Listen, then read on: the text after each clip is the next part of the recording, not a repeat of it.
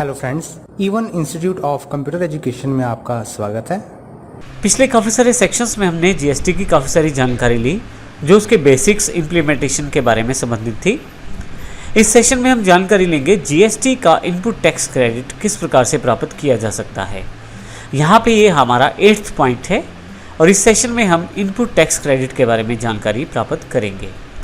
आगे बढ़ने से पहले मैं आपको बता दूं कि हमारे इस चैनल पे जीएसटी से संबंधित सभी तरह के एग्जाम्पल्स आपको मिलने वाले हैं, तो यदि आपने हमारा चैनल सब्सक्राइब नहीं किया है तो अभी कर लीजिए ताकि आपको सभी एग्जाम्पल्स मिल सकें। तो आइए शुरू करते हैं। जीएसटी इनपुट टैक्स क्रेडिट क्या है और इसे किस प्रकार से प्राप्त किया जाएगा जीएसटी इम्प्लीमेंटेशन में। हमने ये सारी जानकारी पिछले सेशन में भी ली कि किस प्रकार हमारे पास जीएसटी 3 सेगमेंट के अंतर्गत उपलब्ध होगा। सीजीएसटी, सेंट्रल जीएसटी जिसमें सेंट्रल गवर्नमेंट से संबंधित टैक्सेस को कलेक्ट करके सीजीएसटी को बना दिया गया है। एसजीएसटी अर्थात स्टेट जीएसटी जिसमें स्टेट गवर्नमेंट जो आपसे टैक्सेस लेती है उन सबको मिलाकर एक टैक्स बना दिया गया है एसजीएसटी। और इन दोनों का एक मिला हुआ रूप आईजीएसटी जो इंटर स्टेट सेल्स पर कार्य करेगा, जिसमें कुछ भाग सेंट्रल का रहेगा और कुछ भाग स्टेट गवर्नमेंट का भी रहेगा। ये सारी जानकारी हम पिछले सेशन में प्राप्त कर चुके हैं। तो अब बात करते हैं जीएसटी में आप इनपुट टैक्स क्रेडिट किस प्रकार से प्राप्त करेंगे। सबसे पहले हम ये जानते हैं कि इनपुट टैक्स क्रेडिट है क्या।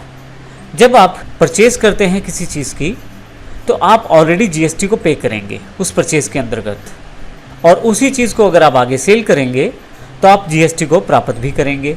तो सेल करने के पश्चात जो जीएसटी आपको मिला है और आपने जो परचेज़ करते हुए जीएसटी पे किया था, इन दोनों को अगर माइनस कर दिया जाए तो आपके पास वो नेट जीएसटी रह जाएगा जो आपको पे करना है। तो इस तरह से परचेज़ पे दिया गया आपका जीएसटी एक तरह से इनपुट टैक्स क्रेडिट रहेगा। सेल करते हुए जो जीएसटी आप कलेक्ट करेंगे और परचेज़ करते हुए जो जीएसटी आपने पे किया, दोनों का अंतर के पश्चात जो अमाउंट बचेगा वो आपके लिए पेबल रहेगा।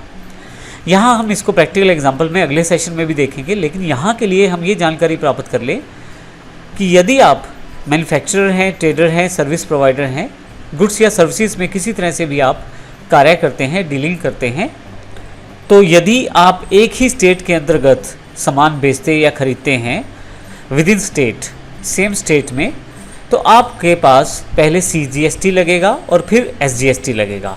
अर्थात सेंट्रल गवर्नमेंट का जो जीएसटी है वो लगेगा और फिर स्टेट गवर्नमेंट का जो जीएसटी है वो लगेगा।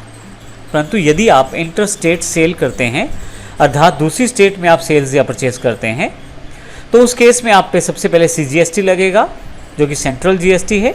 यहाँ पे स्टेट जीएसटी नहीं लगेगा, यहाँ पे आईजीएसटी लगेगा अर्थात इंटीग्रेटेड जीएसटी।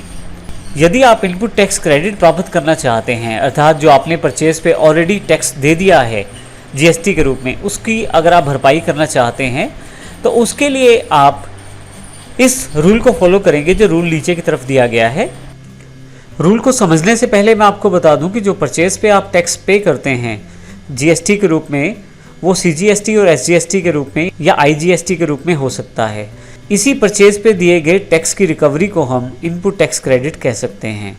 हम परचेज पे जो टैक्स पे करते हैं उसको सेल्स से कलेक्ट किए गए टैक्स में से माइनस कर देते हैं, और इसके लिए हम कुछ इस रूल को फॉलो करते हैं। यदि आपने सीजीएसटी पे किया है अपनी परचेज पे तो आप उसको सबसे पहले सीजीएसटी से ही रिकवर करेंगे, और अगर कुछ अमाउंट आपका फिर भी बचता है तो उसे आईजीएसटी से एडजस्ट करेंगे। यदि आपने एसजीएसटी पे किया है परचेज पे तो आप एसजीएसटी से ही उसे एडजस्ट करेंगे, अगर कुछ अमाउंट बच जाता है तो आईजीएसटी से उसे एडजस्ट करेंगे। इसी तरह से यदि आपने आईजीएसटी पे किया है तो आप उसको आईजीएसटी से एडजस्ट करेंगे सबसे पहले। यदि उसमें से कुछ बचता है तो सीजीएसटी से, और फिर भी यदि कुछ एक्स्ट्रा अमाउंट रहता है तो उसे आप एसजीएसटी से भी एडजस्ट कर सकते हैं।